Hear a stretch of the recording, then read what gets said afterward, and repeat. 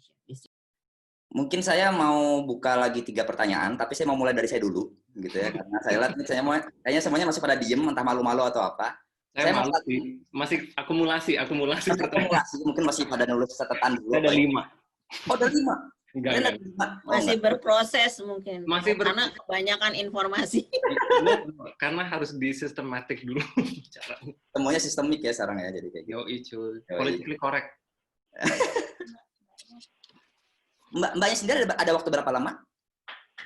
I'm fine sampai jam 12 di sini sih oke. 12 tuh berarti di sini.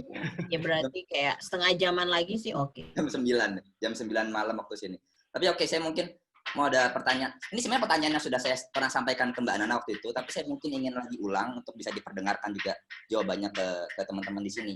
Yaitu sebenarnya mengapa kita bisa melihat bias yang terjadi di Amerika Serikat. Bias dalam arti kita sebagai orang-orang di depan layar ya Mbak ya. Kita kan bukan orang yang di belakang layar seperti Mbak Nana yang tinggal di US. Tapi kita yang di depan layar, kita bisa melihat apa ya? Ya sebenarnya begitu banyak tokoh-tokoh Black American yang bisa terbilang cukup sukses di sana. Ya tidak usah jauh-jauh. Kita sudah pernah diskusi ini juga, tapi saya mungkin ingin diulang lagi. Yaitu tentang ya Barack Obama. Kita tahu Amerika Serikat sudah punya presiden kulit hitam apa namanya di Amerika Serikat sendiri, dan bahkan sampai 2 periode begitu ya. Dan balik lagi mengapa rasisme itu masih terjadi. Selain itu juga hal-hal yang terjadi ya di lain-lain. Kita yang juga sering melihat entertainment-nya Amerika dari Hollywood, dari MTV dan sebagainya, dari NBA, itu semua ya banyak orang-orang kulit hitam di situ ya, bahkan dari NBA, NFL. Saya bahkan kemarin nonton Trevor Noah, saya sering banget nonton Trevor Noah di Daily Show-nya itu. Yes, dan itu saya melihat begitu banyak apa ya, mengundang begitu banyak dia mengundang tokoh-tokoh kulit hitam juga, mulai dari siapa Karim Al-Jabbar dan sebagainya. Mereka adalah orang-orang sukses di situ gitu. Tapi mengapa kita masih, kalau Mbak bilang tadi adalah mereka sering berhadapan dengan polisi, apakah itu berarti benar juga? Obama masih suka ketemu polisi begitu ya, terus juga Colin Kaepernick dari NFL apakah juga seperti itu masa-masa kelamnya dan sebagainya gitu. Jadi mengapa bias itu masih sangat muncul dan bagaimana kita menghilangkan itu gitu ya, dan apalagi dengan cerita Barack Obama sendiri sebagai presiden yang kulit hitam tanda kutip yang ada di Amerika Serikat begitu. Saya katakan tanda kutip karena saya tahu Mbak Nana punya argumen sendiri soal itu. Itu yang pertama. Yang kedua itu adalah, ini pertanyaannya cukup personal tapi saya sebenarnya penasaran sekali. Kenapa Mbak masih mau tinggal di Amerika? Terus saya tahu Mbak punya keluarga di sana, alhamdulillah, Mbak punya suami di sana dan punya keluarga. Tapi saya mungkin sudah termakan media juga. Saya juga mungkin sudah terlalu termakan banyak informasi yang ada dari apa yang bisa kita banggakan dari Amerika dengan isu negatif yang ada saat ini, dan bagaimana kita yang ada di luar Amerika masih tetap bisa bangga dengan Amerika Serikat itu sendiri. Di luar isu yang saya pribadi melihat pembunuhan yang terjadi kemarin atau penembakan yang terjadi pada Russell Brooks yang ada di Atlanta, yang waktu dia tidur dia hanya membubuhkan itu benar-benar sangat mengenaskan sekali gitu. Bagaimana kita mau tinggal di sana dengan aman gitu loh, Mbak. Ya mulai dari pistol yang terjual dengan bebas dan sebagainya gitu ya. Bahkan saya kalau mau kalau ada joke dari Panji Pragiwaksono, stand up comedian, kalau Mbak Nana tahu, itu ada joke yang saya suka banget dengar. Kalau ada seorang orang tua dia menyekolahkan anaknya ke Amerika Serikat, berarti orang tua itu sudah nggak suka sama anaknya karena anaknya bakal mati di sana gitu. Jadi itu ada joke dari Panji yang sangat, ya saya tahu ini cuma joke doang.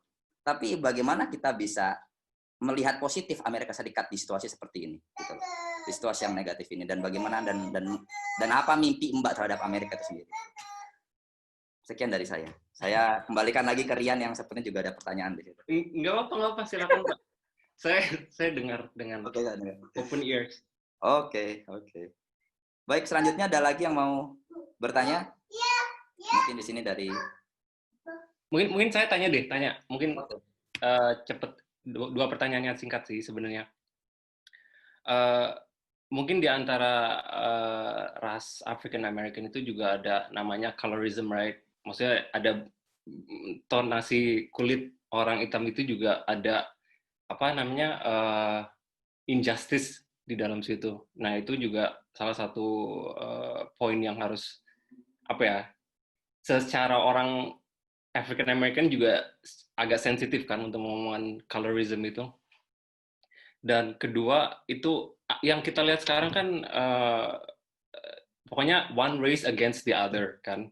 Apakah tapi yang tadi Mas Huda udah bilang ada kuota apa diversity code within the police department, ya kan? Yang kita lihat itu adalah is it the police department against the African Americans atau orang putih against African American? Karena kalau dilihat dari police department sendiri, yang kita lihat di video apa George Floyd-nya sendiri kan ada tanda kutip orang Asia kan, polisi orang kulit Asia. Nah di situ kan saya bilang berarti kan ini antara polisi orang yang kulit putih against George Floyd, bukan merepresentasikan Minnesota Police Department atau apa gitu. Karena setelah itu kan emang he got fired or the chief officer minta maaf and bla bla bla. So in a way yang kita sebagai orang luar dari US itu yang apakah ini against satu sisi one race against a department or against another race, itu aja. Ya. Baik, silakan Pak Nana. Oke, makasih. Pertanyaannya seru-seru. Jadi tadi saya nggak begitu menyampaikan tentang white supremacy. Jadi bagian dari ini tuh sebenarnya kayak harus memang kita belajar sejarah dunia jadinya. Bagaimana sih kayak kolonial. Saya tuh menghubungkan itu juga dengan kolonialisasi Eropa ya di dunia. Karena kan ketika gimana? Maksudnya saya selalu nanya, kok bisa ya orang punya berhak untuk menguasai dunia? Dari mana hak itu dia punya? Maksudnya dari what's on earth gitu saya bilang, kok dia bisa serta merta enak aja dia ngambil kayak mengkoloni dunia terus membagi-bagi dulu. Profesor saya ingat pelajaran geografi kayaknya. Kita kan belajar peta buta tuh di sini. Sementara orang Amerika tahu dong, geografinya kan jeblok abis. Jadi saya tuh yang A student in the class. Saya boleh bolos, boleh apa karena tadi kamu paling pinter gitu kan. Mereka kan nggak tahu. Pas kita ada peta buta, bayangin peta buta. Anak Amerika, Meksiko sama Kanada aja mereka nggak tahu di mana. Lagi peta buta. Jadi pada ngomel-ngomel gitu ke profesor kayak, ya ampun, kenapa sih harus peta buta? Apalagi di Afrika kan susah banget nih negara. Terus dia bilang, don't complain to me. Blame it to the British kan. Jadi katanya gitu, blame it to the British. Ya itu tuh orang Eropa bagi peta dunia dia bagi-bagi kayak pizza. Oh kamu dapat ini, kamu segini. Makanya bisa tukar guling antara Manhattan dan Banda kayak. Lu gua nggak punya di situ, tukeran dong gitu kayak maksudnya enak aja itu hajat hidup orang banyak gitu loh. Dan sama kayak istilah Columbus menemukan Amerika. What? Menemukan Amerika? Emang orang yang tinggal di situ udah berabad-abad dianggap apa gitu baru ditemukan oleh siapa? Oleh orang Eropa. Jadi kalau misalnya belum Eropa yang menemukan itu belum ditemukan. Jadi itu dia the concept of white supremacy itu juga dibangun dari situ kan. Jadi ketika kita balik ketika Andalusia itu jatuh dan diambil oleh Isabella dan siapa namanya Ferdinand ya suaminya kan Pope waktu itu pas pausnya siapa Pope Urban kalau nggak salah Pope Urban saya lupa itu kan abad ke berapa sih 15 ya dia bilang karena kan berantem kan antara Spanyol dan Portugis kan adik kakak ya kalau nggak salah dia berantem kayak saya mau ini saya bagian akhirnya kan Pope-nya bilang oke, ya udah bagi dua dunia ya dibagi dua. Kamu dapat sebelah sana, kamu dapat sebelah sini. Nggak boleh berantem lagi. Nah, baginya itu kalau di benua Amerika antara Brazil dan Latin Amerika yang lain, kita lihat bahasanya Portugis sebelah sana, sebelah sini Spanyol. Kalau di Asia sebelah sini antara kita, yang Portugis, Indonesia, bekas Portugis jajahannya, dan Filipina bekas Spanyol. Nah, itu. Jadi, Dunia itu dibagi-bagi. Nah, tadi kan yang 3G ya, yang Gold, Gospel, and Glory. Tapi itu kan turunannya dari apa yang Papal Bull itu. Jadi kayak doktrin of discovery. Bahwa doktrin penemuannya si Columbus. Columbus kan nggak menemukan apa-apa. Sudah ada di sana gitu. Bahkan orang Muslim sekarang udah ada research-nya. Muslim udah bolak-balik ke sana dari West Africa, udah bolak-balik ke what they call the New World, di the Americas, itu udah trading ya. Kayaknya kalau saya sih ngelihatnya itu udah trading kayak dengan Indonesia. Karena kan semuanya tuh orang Muslim tuh dulu pedagang gitu ya. Dakwahnya tuh sambil dagang. Jadi dia dagang juga gitu. Karena ada lukisan-lukisan gambarnya beberapa natif Amerika itu pakai tobe. Dari mana itu nggak bajunya mereka? Mereka nggak punya baju tobe kan, natif Amerika. Jadi itu culture-nya siapa yang diambil gitu. Jadi berarti mereka udah punya kayak asimilasi, sudah punya hubungan kayak dagang, hubungan sosial gitu. Nah itu dari si Doctrine of Discovery itu ya, itu dikeluarin oleh Gereja Katolik ya. Jadi dari Paus yang menyatakan bahwa dia berdasarkan tafsir Bible-nya dia bahwa orang putih adalah the image of God. Jadi white kan, jadi the image of God. Sementara kalau dark itu adalah sin ya, dosa, menyatakan dosa manusia. Jadi kita tambah hitam, tambah banyak dosa gitu. Jadi pemahamannya itu begitu. Sementara juga kayak the image of Jesus kan ya, Yesus itu kan anaknya si Pope Urban itu kalau nggak salah. Jadi dia jadi model gitu. Anaknya itulah model yang kita lihat Jesus selama ini gambarnya itu. Yesus itu blonde hair, blue eyes, terus warna putih, mukanya European banget. Si Nabi Isa kan Yahudi, emang kayak gitu bukan? Maksudnya orang di Bible aja dibilang rambutnya kriwil-kriwil, itu rambutnya nggak kriwil-kriwil gitu loh. Padahal mereka bilang dan kulitnya katanya olive warnanya kan, warna zaitun. Itu kan nggak warna zaitun gitu ya. Jadi banyak lah ya kayak gitu. Karena kan memang nah itulah yang membuat jadi si white supremacy itu dibangun dari situ bahwa you are the image of God, so kita punya God complex. So misalnya bilangnya God complex. Jadi kayak merasa sayang Tuhan, saya bisa kontrol semua orang. Terus dan white supremacy itu juga dibuat juga di Amerika karena ketika waktu awal-awal kan orang-orang Eropa yang masuk itu kan ada yang Italian, Irish lah, British, terus maybe Dutch gitu-gitu. Mereka kan masing-masing gitu. Terus wah ini nggak bisa nih, harus dikompakkan. Dikompakkan, dibuatlah si white supremacy itu. It doesn't matter where you are white gitu. If you're European di sana. Jadi kayak the whiteness-nya itu yang diangkat gitu loh. Supaya bisa against orang, karena waktu itu yang orang Irish yang datang ke Amerika miskin-miskin juga banyak kan, mereka juga di enslave sama British kan.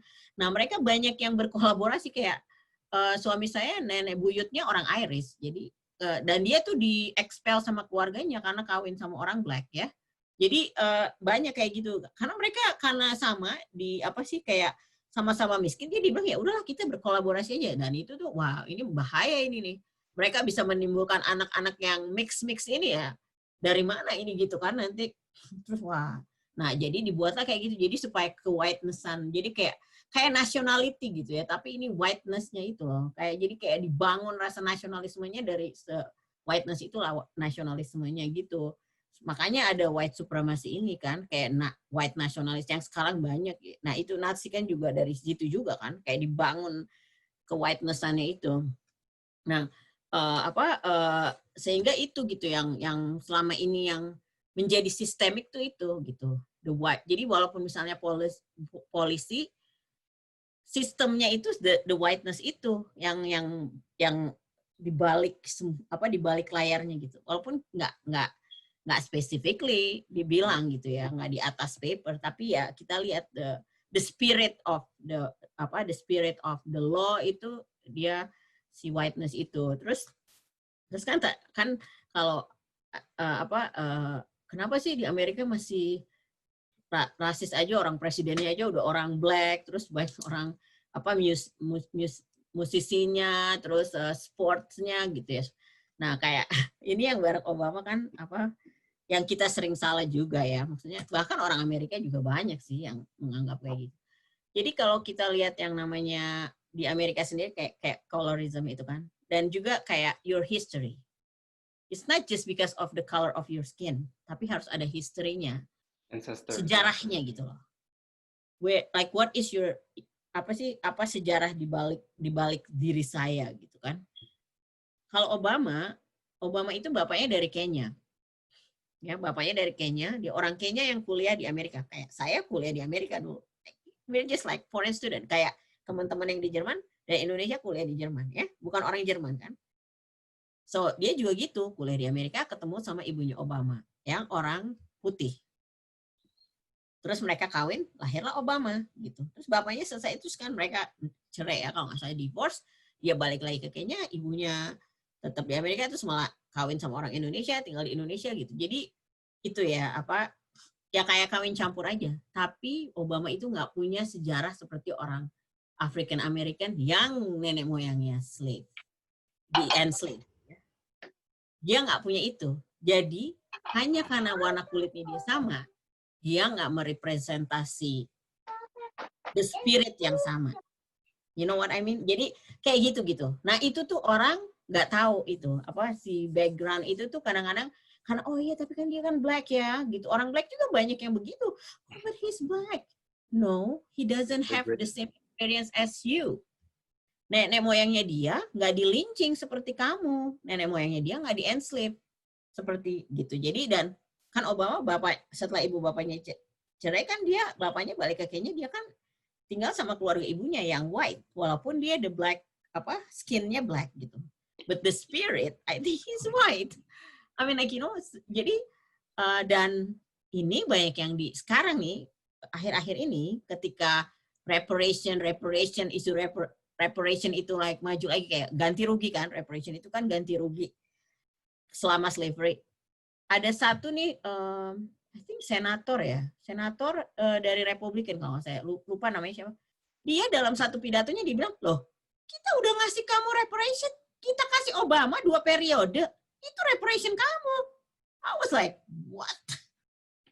Wah, saya bilang gini, kalau saya orang black, ya ampun, saya mau tonjok tuh orang. Enak aja. Masa itu? Jadi dia bilang, kamu minta reparation apa lagi? Kita udah kasih Obama 2 periode jadi presiden di Amerika ya, nggak mungkin katanya. Tapi kan padahal coba dan bisa dilihat juga datanya dari pada saat Obama jadi presiden, itu yang ditembak-tembakin polisi orang hitam lebih banyak. Bahkan anak-anak kayak si Tamir Rice, itu yang 12 tahun, mainan tembak-tembakan plastik itu loh, mainan. Dan itu dijual di Walmart, semua orang juga bisa beli. Dan dia mainin, dari jauh polisi ngelihatnya kayak beneran, pistol beneran langsung ditembak. Tanpa lihat babi. Padahal baru 12 tahun. Dan itu adalah toys yang semua anak bisa beli. Gitu. Nah terus juga tadi kayaknya ada yang ngomongin tapi kenapa bisa orang bisa dibunuh maksudnya bisa nggak hanya polisi ya, misalnya itu polisi ya dia udah embedded, itu ada kayak white supremacy itu kayak sistemik, jadi kita merasa tapi kita nggak bisa membuktikan gitu loh, the spiritnya itu ada di situ, dan itu juga kayak diindoktrinisasi ke masyarakat yang white dari dia kecil, dari dia lahir, dari dia baru keluar dari ibunya itu langsung didoktrin bahwa kamu adalah yang the best, semua orang itu di bawah kamu. Terus kan individualisme tadi ya, ada siapa yang bilang tentang individualistis, bahwa it's about you, it's always about you, you're the one who always. Jadi privilege ya, mereka punya. Jadi ada white supremacy, white privilege. Privilege itu gimana? Mereka bisa sukses saat ini kan gitu dari level apapun, mau education, karir, harta segala macam. Karena apa? Karena ya itu mereka dapat semua facility dari zaman slavery itu yang masih mereka pakai sampai sekarang. Yang masih mereka semua privilege itu gitu, semua kenyamanan itu kan mereka dapetin dari zaman dari zaman slavery itu, yang sampai sekarang mereka mendapat benefitnya gitu. Dan mereka nggak, kalau mereka mau mengakui bahwa itu salah, mereka harus lepas benefitnya. Tapi siapa yang mau? Berarti harus equal. Nah itu saya ngelihat itu ke teman-teman yang orang white yang jadi Muslim. Oh itu tuh struggle mereka paling berat katanya. Ketika mereka jadi Muslim kan mereka harus mengikis itu white privilege-nya kan. Nah itu tuh dia bilang itu adalah jihad tersendiri kata mereka. Karena itu berat. Kita tuh dari atas mau ke bawah. Kalau dari bawah ke atas tuh lebih enak kan. Tapi kalau dari atas ke bawah gitu, tiba-tiba kita harus equal sama semua orang gitu. Nah, itu masih tetap ada the struggle gitu. Nah, si white privilege inilah yang sering ada. Nah, dan itu harus kita cek ya, kayak misalnya di saya kerja ya di tim saya itu banyak juga yang orang white. Dan kadang-kadang karena mereka itu udah embedded, mereka nggak sadar. Dan kita harus cek gitu. Nah, banyak orang nggak berani gitu kayak oh iya ya udah diem aja deh dia gini. Nggak, kalau saya bilang no you cannot say that to me. That is your white privilege that is talking to me. And mereka kayak kalau yang terbuka mereka kayak oh sorry dia sadar. Tapi kalau yang enggak wah dia bisa marah dan ya itulah mulai tembak-tembakan di situ. Karena kayak oh how dare you say that to me gitu kan. Siapa kamu bisa ngomong kayak gitu ke saya? Sementara di sini ada second amendment kedua di US Constitution, kita boleh punya gun ya, kita boleh senjata dan legal, asal kita legal ya tercatat. Kenapa? Karena kayak tadi kan sejarahnya Amerika ini kan genosida, slavery, jadi kita harus selalu protect, jadi selalu takut oh somebody is going to kill me, jadi harus punya proteksi. Nah si senjata itulah gitu proteksi kita gitu. Jadi kita nggak percaya sama semua sama siapapun karena makanya kita harus memproteksi diri sendiri. Remember? So that's the thing gitu. Kayak orang lain tuh di mana-mana di dunia tuh nggak bisa ngerti dia bilang, kenapa sih di Amerika tuh dibolehin punya senjata gini-gini? Like, yes, because you see it from here, you have to understand the history. Kalau kita lihat dari sejarahnya, then you know like oh pantesan gitu kan.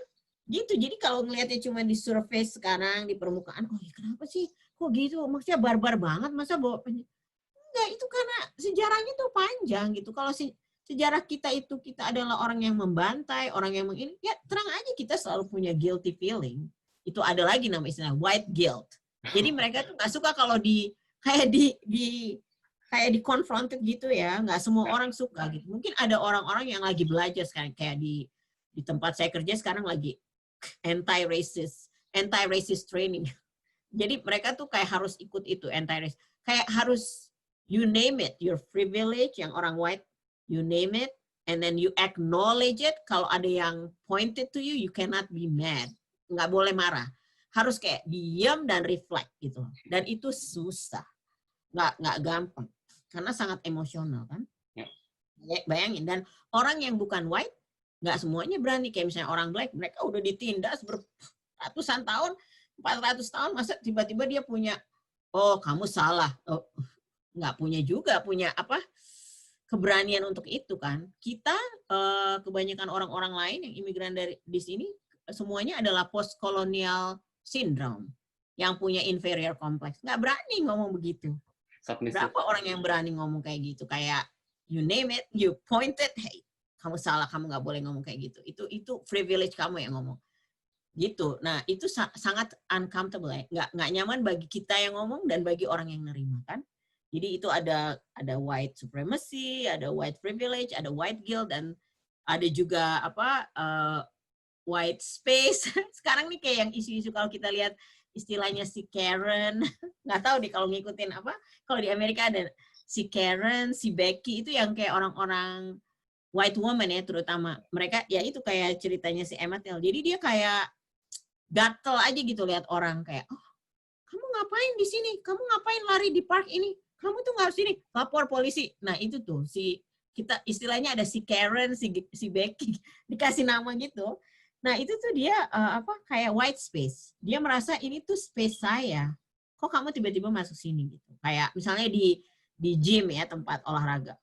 Kan orang kan, loh biasanya tuh orang putih semua, kok sekarang ada orang black masuk kayak, hey, kamu ngapain di sini? Kamu kan nggak punya kamu nggak punya hak untuk di sini gitu. Siapa lo gitu? Ini kan apa maksudnya kelas tertentu gitu. Jadi terus mulai kayak apa nelfon polisi kayak Ngeluarin video. dianggapnya kayak dia trespassing ya, apa dianggap kayak melanggar gitu. Padahal enggak, kayak yang kemarin itu yang baru-baru ini di San Francisco si orang ini dia ngechat apa dia bikin stencil gitu apa Black Lives Matter di rumahnya sendiri. Itu yang ada si white woman sama ada white man juga. Dia bilang, "Oh, kenapa kamu tuh nggak boleh kayak gini? Ini tuh merusak bla bla bla." Terus dia bilang, "Why?" Iya kan ini tuh punya apa pribadi apa Private ini property. properti pribadi bla bla bla. Terus dia bilang yes, dia bilang kamu tahu ini siapa yang, oh iya dia yang orang putihnya bilang oh iya saya kenal sama yang punya, padahal si orang itu yang dia itu dia tinggal di situ. Jadi dia karena dia bukan orang putih, jadi udah, dan itu tuh daerah elit di San Francisco, jadi dia udah langsung punya prejudis kayak orang ini pasti apa bikin vandalisme ya, apa kayak ngecat piloks Black Lives Matter, padahal itu di rumahnya dia sendiri ya, suka-suka dia kan. Nah dia ternyata nelfon polisi, akhirnya dia bilang oh call the police, dia bilang gitu. Pas dia nelfon polisi, polisinya datang, nggak sampai keluar dari mobil polisi, karena polisinya tahu yang punya rumah itu si orang itu, karena orang itu ternyata dia terkenal di daerah situ, dia punya bisnis apa dog walking, jadi semua orang yang punya anjing tuh pakai servisnya dia, dog walking itu bisnisnya dia. Jadi polisinya bilang ya emang dia tinggal di situ gitu. Tapi coba kalau polisinya nggak tahu, kan datang dan ditangkap, padahal itu di rumahnya sendiri. Nah itu orang yang nggak terkenal ya.